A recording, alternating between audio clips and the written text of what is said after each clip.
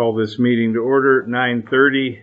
We're here Tuesday, June 4th, 2024, to hear a blight complaint from Pamela Payne. Is that correct? Okay. So, Pamela, go ahead and tell us what's going on. So I guess technically the blight...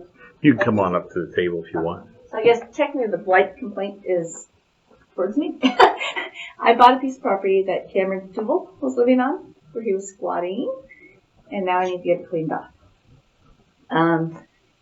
I was told that it might be a possibility because of the amount of stuff that he has there, that it might be a possibility that the commissioners could help me with the transfer station and maybe not having as big of a bill to get rid of it all. I brought pictures of the area so you guys can see what I'm up against. These pictures start, if you're looking at Cameron, it goes from the left side around to the right side. So these cover the whole entire area. This is up Burke, right? This is up Burke, yeah. So I bought the house from the Christensens that was across the street, and then I bought this piece because I own the land attached to this piece. Okay, so this is on the left side of the trailer. Do you want me to pass it around? Sure. Yeah, I'll just pass it around. Thank you. And so I've started separating it out to wood components, metal components, and then garbage. I did talk to the fire chief, Mr. Miller, and unfortunately, as I was going to the courthouse, he was just getting ready to call me back. I had talked to him last week, and he said he would get a hold of me this week. I did call yesterday because I work graveyard, and he called me in the middle of my sleep time. And so I called him back yesterday when I didn't hear from him on Friday, and they said he would call me back either today or tomorrow. So that's still that same side. We're moving around to the front of the trailer now. I do have bids to help get rid of this. Oh, there is a trailer in there. There is a trailer in there. Yeah, and you can see all the way through it. It's a nice river view. There's no windows, so. But I don't know how he lived here. And I don't know how it handled the snow load that we had this year. So this goes around to the right side of it, and as you can see, it kind of gets worse. This is on the side between him and another house, not my piece of property. There's a toilet that's down here next to the river. It's not set, it's just laying there. I thought Burke got rid of those years ago. This is the same picture as that one. I don't know why I have two of them. But as I tried to get pictures of all of it, this is actually from the front on that side. It's kind of funny because my daughter was looking at these last night, and there's a rainbow in some of them. And she goes, "Oh, it's gold under the rainbow." So, it could be. So there's a lot there. There's a lot of wood, and I know that there's some things that can't be burned. Obviously, trash can't be burned. The fire chief is concerned that if they let me burn it, they'd have to let other people burn him. So he's trying to figure out a way if they can come out and burn it. Once I separate it all out, of course.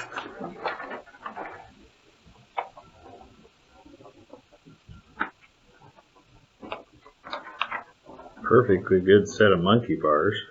I know, yeah. Well, and the gentleman that came out and looked, he actually came out with one of the fire people. And the biggest expense is the transfer station, obviously, right? Because it's the dumpsters, it's the everything that goes along with it. I'm a vet tech. I don't make a lot of money. I work a lot of hours. I just don't make a lot of money. So, if I could just get this cleaned up, because I know that people driving up to Burke and areas up there, maybe going to the lakes, I'll slow down and look at it.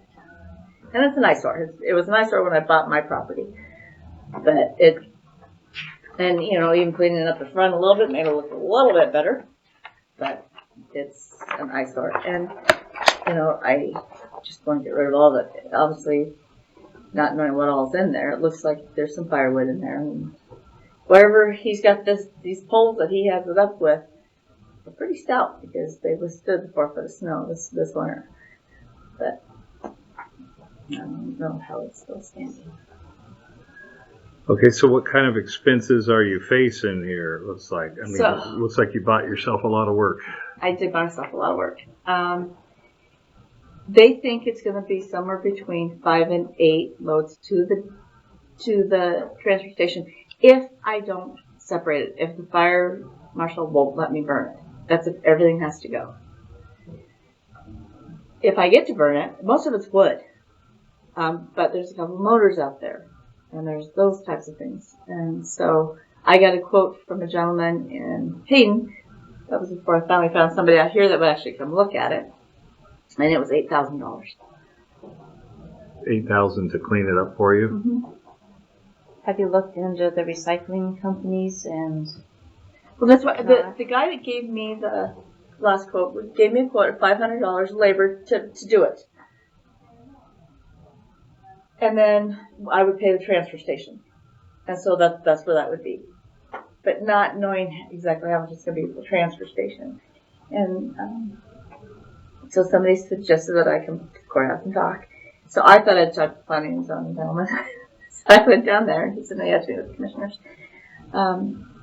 I know Panhandle Health has been out there a lot, prior to me buying it. I know that the sheriff's been out there a lot prior to me buying it because it is an eyesore and there's a lot of out there, and it goes all the way to the water.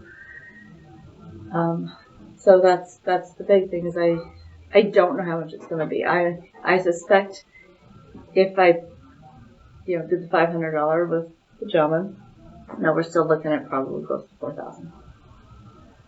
So that's why I'm asking if there's any way I can get any sort of help with the transfer station. One of the biggest issues we have is the transportation. Everything that they do is basically getting stuff ready to ship up to Montana. So if you do go out and put them in different piles like wood, metal. I think metal. It's free. The metal's right? free, Metal free. right? And that's the big thing is all the wood. Yeah. And I know that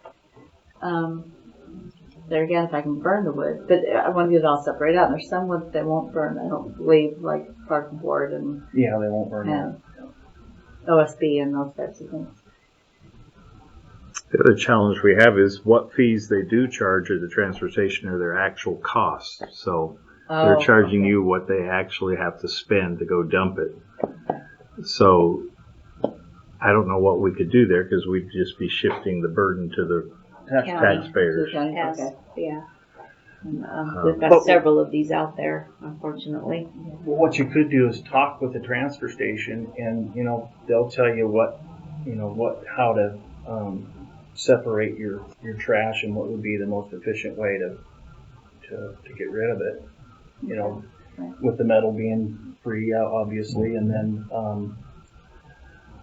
I know the wood is different. You'd have to talk to them because the air burner will burn the green wood, which there may be some. And I don't know, it can burn dimensional lumber too, can it? 2x4s? I'm not sure. As long as they're not treated? Yeah. That'd be a good question for them. I'm sure they would. Because it looked like a lot of dimensional lumber in there. Do you have it sorted? I mean, maybe one of the recycling places will come get the metal. And Have you talked to the recycling place in Smelterville? No. So I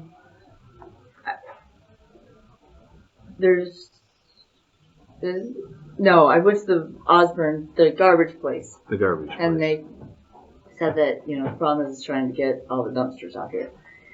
But I'm working on that one too, because there again, it was how many are we going to need and all that other stuff. And they said everybody keeps going, go talk to commissioners first, and then we can go from there. So that's why it's just like, right. talk to the fire department. if the fire department could burn it, the controlled burn, That would, it would be so much better. that'd save a lot of. Yeah, All I see a lot, yeah. There is a recycling place in Smelterville now, and I know they do take engines and things and that. And I know they have a truck, and that they might, for some things, I don't know if they'd come and get them or not from you, but that one you might either be free or they might even pay you a little bit. But Okay. Do you know where it? KP Auto Salvage. It's in the old Larry's saw shop in Smelterville. Yeah, I've only lived there for 3 years, so 4 years. Let me, when we're done here, I'll get you, I think I have a card he left me. I'll give you his card. I bought my house last July. I was living in Kellogg before that, so. Okay. That'd be one idea. Maybe you could actually get a few dollars and something instead of paying for everything. But I don't know. Does anybody have any other ideas? That's my only suggestion, other than, like I said, we have a lot of those out there, so we'd really be opening ourselves up. Well, and we'd just be Taxpayer passing the expenses. buck to the other. But I would talk to the transfer station about, how to sort it. And what would be the most efficient and inexpensive way to sort it. Because I know one of the biggest problems we have down there is they have to sort it. So that's taxpayer man hours to sort it. So if you could, have it pre-sorted, it Good may be point. a better deal.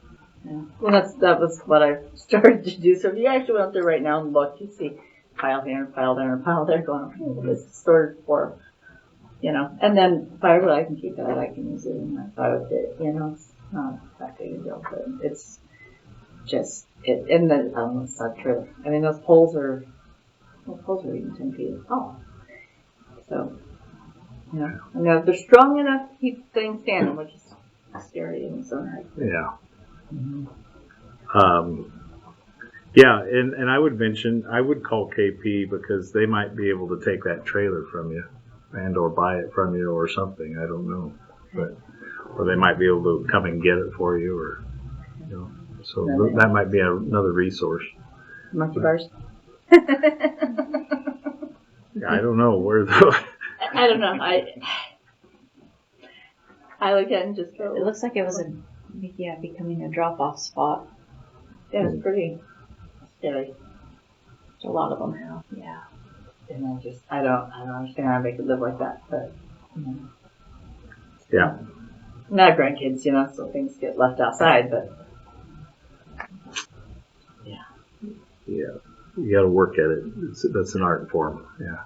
it is. Well, one of the ladies that lives up there, Bertie, took like 16 loads out there for him last year when the sheriff came and told me I'd clean it out.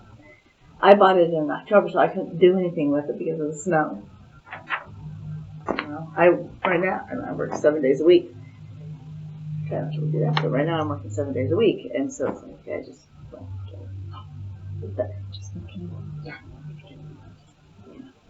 and then I was in Coeur d'Alene, so. Well, if somebody has another idea, I'll go get her a card and connect her with KP. Anybody else? Okay. Nope. All right. Well, that would be a start. And if you need a phone call to the fire chief or something after you talk to him to please encourage him or something, we could try and do that for you or something. But okay. I'll call him back. So. All right. Yeah, that's just like fun. The first guy that had come up like him from Hayden, I said, yo, please check. Let me see it. Especially, because from the front it doesn't look as bad, but then you walk around the corner and you go, oh my. Yeah. Okay. Well, thank you. Thank you We'll guys. I adjourn. appreciate your time. Do you have any public comment today? No, I just wondered if I could look at your picture. Oh, of course. I've driven by it, but Okay. Let's adjourn.